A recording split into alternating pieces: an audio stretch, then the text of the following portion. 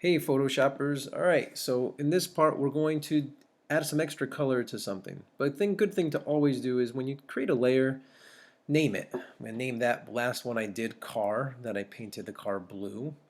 Now I'm going to make a selection. We're going to color this grass in this picture from this black and white.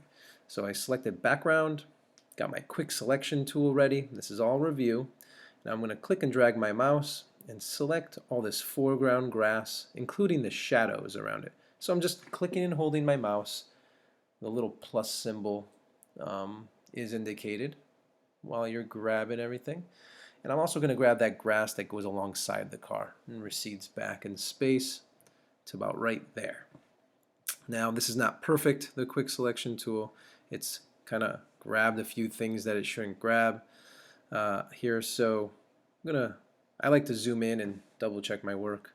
Like right there I just selected part of the car's bumper. Well, I don't want to paint that the color of the grass.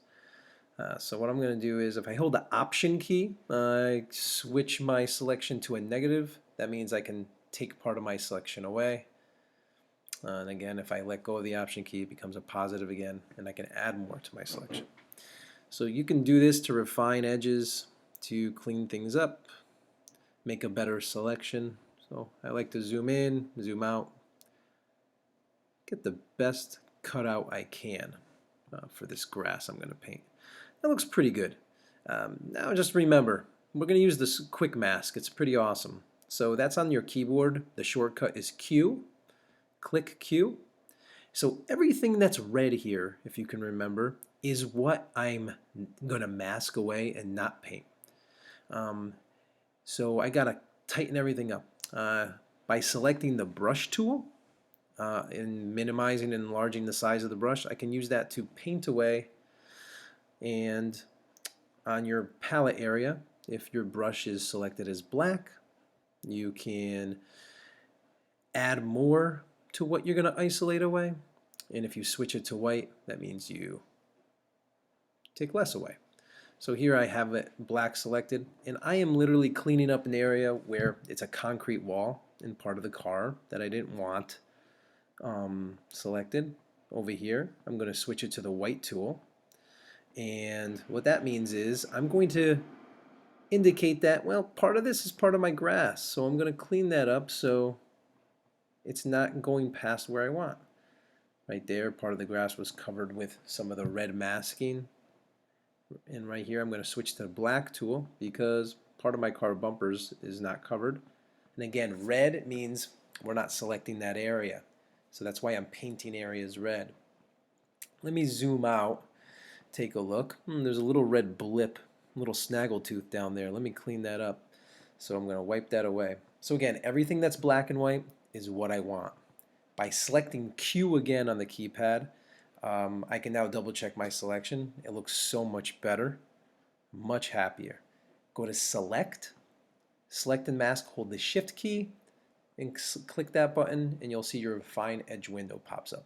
I always check Smart Radius, increase my radius and my smoothness to about 5 or 6. This helps smoothen edges of my selection, and click OK. My selection looks good. I want to select solid color. Pick a color that I want for the grass to originally be.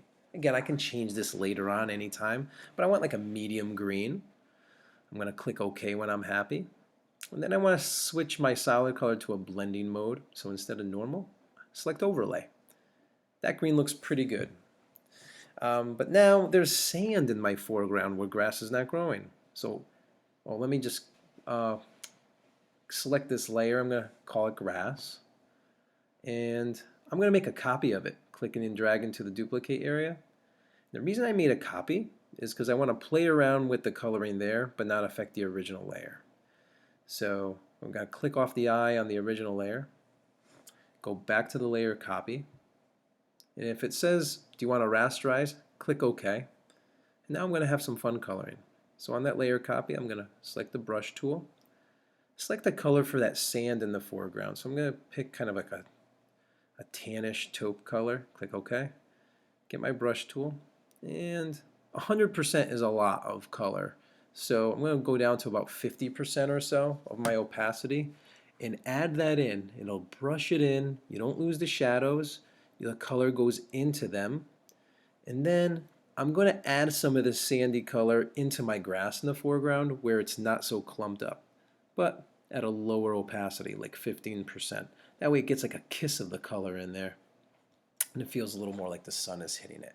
I'm going to add a little bit more in some other areas of my grass. And the best thing about the selection tool in selecting just the grass, I only affect the coloring of the grass.